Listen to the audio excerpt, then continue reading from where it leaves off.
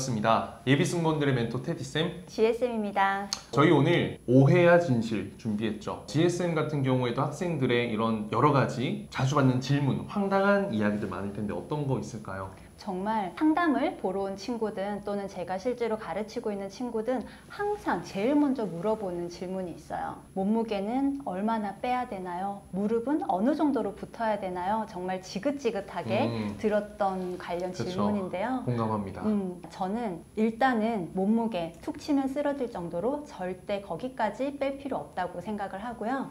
여러분들이 어느 정도로 맞추시면 되냐면 본인의 골격에 맞춰서 44 사이즈나 55 사이즈 면접복에 본인이 편하게 들어갈 수 있는 사이즈로만 맞추면 된다고 생각을 해요. 추가적으로 조금 설명을 보태보자면 개개인의 컴플렉스가 있는 부분이 있을 것 같아요. 그렇죠? 얼굴은 네. 어쩔 수 없고요. 왜냐면 얼굴 살은 잘 안 빠지잖아요. 뭐 팔뚝살, 뭐 종아리살 뭐 이런 거 같은 경우에는 본인이 조금 신경 써서 관리를 할 수 있지만 어떤 40 몇 킬로가 오케이 무조건 돼 이런 건 절대 아니라는 거. 네. 트렌드도 많이 바뀌고 있으니까. 네, 맞아요. 그리고 무릎은 테디쌤, 허벅지부터 종아리까지 붙는 여자분 보신 적 있으신가요? 좀 문제가 있죠.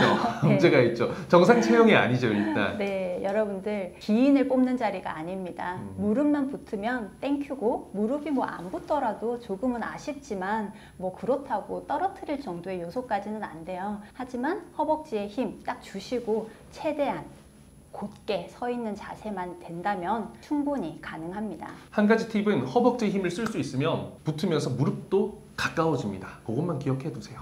네, 테디쌤은 진짜 많이 받았던 질문이 뭐였어요? 일단 뭐 답변 길이가 얼마나 적당한가요? 이런 부분인데 답변을 길게 하지 말라는 이유는요. 여러분들이 이야기를 해봤자 지루하고 무슨 내용인지 몰라서 그렇습니다. 그래서 짧게 하라는 이야기가 나왔지만 짧게 했을 때에도 핵심이 빠지거나 이야기가 기승전결이 전혀 없으면 잘못된 답변이에요. 네, 맞아요. 그래서 면접이 계속 오랜 시간 진행이 되다 보면 나중에 면접관이 자, 짧게 한번 해주세요 라고 멘트를 말씀을 하실 때가 무슨 말인지 있는데 모르니까. 네, 그때는 이제 그렇다고 짧게 빠르게 말한다고 막 이렇게 본인을 다그칠 필요는 절대 없어요. 그냥 할 말이 있으신 분들은 끝까지 그냥 하시면 됩니다. 표현력이 정말 중요해요. 그래서 지루하게 말하지 않는 연습 꼭 숙지하세요. 네, 기승전결만 있으면 사실 지루하진 않죠. 근데 그쵸. 기승 왔다 갔다 하면은 이제 지루하게 느껴지겠죠. 그리고 이제 면접 시간에 대한 질문이 많더라고요. 이게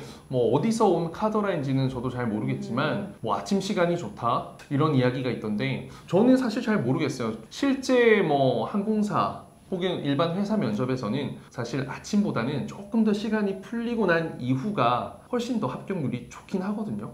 맞아요. 항공과 면접도 마찬가지예요. 오전 시간에는 면접관도 아직 몸이 잘 풀리지도 않았고 그치. 여러분들에 대한 그런 시선, 생각 이런 것도 좀 평균치가 없는 상태다 보니까 점수를 내가 정당하게 받을 수 없다라고 생각해도 될 것 같아요. 실력자는 시간 따위 뭐 구애받지 않습니다. 맞아요. 그건 그렇지만 이분들은 정말 0.1점이 지금 아쉬운 거죠. 필요하면 우리한테 와요. 그래서 여러분들에게 이 조언을 드리자면 완전히 아침 시간, 첫날의 아침 시간은 웬만하면 좀 피해 주시는 게 그쵸. 더 좋을 것 같아요. 요즘 옥하방에 많은 친구들이 이 질문을 많이 하더라고요. 어느 학교에 어느 항공사와 MOU가 돼 있냐? 그렇죠. MOU 뭐 중요합니다. 협약이니까 아무래도 어떤 서로가 서로에게 도움을 줄 수 있는 윈윈 전략. 그런데 이것도 뭐 많은 학생들에게 기회가 주어지는 게 아니라 소수고 실력자들에게만 주어집니다. 그래서 사실 어디 가든 1등하면 좋은 기회 얻을 수 있는 거 마찬가지고 MOU가 되어 있으면 또 그러한 부분도 사실 메리트가 될 수는 있지만 이게 뭐 절대적이라고는 절대 말할 수 없죠. 맞아요. 그리고 확실한 건 그 MOU를 처음에 딱 협약을 맺었을 때는 약발이 좀 있어요. 그렇죠? 근데 그게 생각보다 오래 가질 않아요. 왜냐면 이제 학교에서 맞아요. 시설을 설비를 해주는 거기 때문에 항공사에서도 어느 정도 좀 도의적인 그런 책임이 있을 수밖에 없으니까 어느 정도 좀 그 해당 학교 학생들을 웬만하면 많이 뽑아주겠다라는 그런 노력 정도는 하겠죠. 근데 너무 아닌 친구들을 절대 뽑진 않아요. 그냥 하나의 프로그램으로만 생각해 두면 될 것. 그리고 또 최근에 황당한 질문 몇 번 받은 적 있잖아요. 어떤 거죠? 맞아요. 정말 황당했어요. 여러분들이 정말 이렇게 할까봐 걱정까지 했었던 질문인데 그 해당 학교 교수님 성함을 얼굴과 매치해서 다 외워야 된다라는 누군가의 조언 때문에 학생들이 난리가 났어요. 지금 답변 정리하기도 바쁜 이 시간에 보통 한 10개 이상의 학교를 지원을 할 거잖아요. 근데 그 10개에 해당하는 학교 교수님까지 다 외워야 되나요? 라고 정말 걱정 어린 시선으로 질문을 했는데 자, 어떻게 생각하세요? 물론 어떤 면접에서 수치, 이런 정확한 팩트, 사실, 정보 전달하는 거 중요한데 너무 작은 부분에 많은 시간을 투자하게 되지 않나. 사실 사람이 너무 괜찮으면 자연스럽게 끌리게 되어 있어요. 물론 너무 괜찮고 잘하는 사람이 그런 걸 보여주면 귀엽지. 하지만 뭐 그걸로 합격을 시킬까요?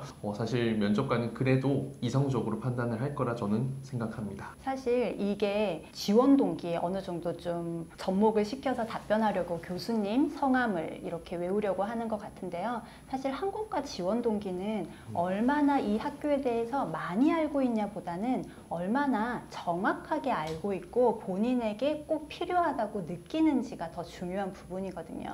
교수님들도 다 알아요. 몇몇 그냥 정말 최고의 이런 자부심을 가진 학교 제외하고는 뭐 그냥 고만고만해서 우리 학생들이 여러 군데 지원한다 생각하기 때문에 너무 막 이렇게 거짓, 가식적으로 이렇게 표현할 필요까지는 없다. 맞아요. 예전에 면접관으로 있을 때도 우리 학교의 프로그램이 아닌데 뭐 이 학교에 이 프로그램이 좋아서 입학하고 싶다 이렇게 얘기를 하더라고요. 이런 경우에는 뭐 그 친구가 괜찮더라도 나중에 혹시 우리 학교에 들어와서 이게 없다는 걸 알게 돼서 실망해서 자퇴하거나 뭐 그치, 그런 경우 재수를 많으니까. 준비한다면 어쩌지? 라는 생각에 합격을 못 줬던 친구가 기억이 나네요.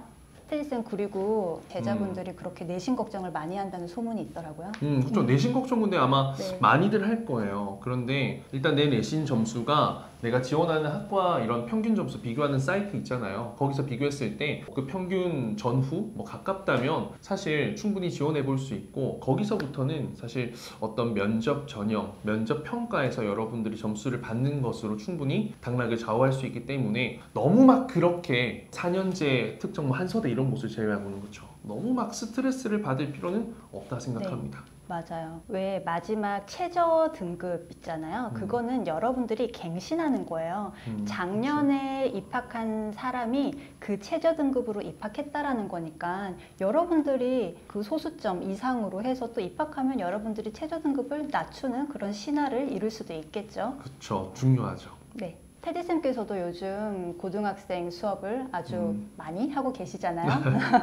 네, 학생들 보면서 뭐 진짜 이것만큼은 안 해줬으면 좋겠다라고 생각했던 유형의 학생들이 있어요? 일단 이게 대부분의 학생들이 그렇게 생각하는 것 같아요. 무조건 계속 웃어야 한다. 그리고 목소리를 크게 해야 한다. 일단 무조건 웃어야 하는데 웃을 줄 모르는데 무조건 웃으려고 하니까 사실 이렇게 계속 쳐다보고 있기가 민망해요. 뭔가 그쵸? 표정이 부담스러워. 그리고 목소리도 사실 내가 고음을 낼 줄 모르는데 고음을 억지로 내려고 하면 노래 듣기 싫잖아요. 그래서 발성이나 이런 걸 좀 기본적으로 해서 편안하게 전달력이 탁탁 있으면 좋을 텐데 그런 부분은 진짜 연습, 훈련 시간이 필요하지 않을까. GSM 어떻게 생각하세요? 저도 솔톤 상당히 싫어해요. 저는 미톤 좋아합니다. 그건 이제 미인대회 나갈 때 하는 거고 제가 살면서 이거는 그쪽에서 하는 거고요. 면접은 달라요, 여러분. 맞아요. 저도 또 약간 친구들한테 경기하는 그런 모습이 있어요. 소통, 공감, 배려 이런 진짜 추상적이고 누구나 할 수 있는 그런 말을 계속 면접 답변에 대충 넣는 경우가 많아요.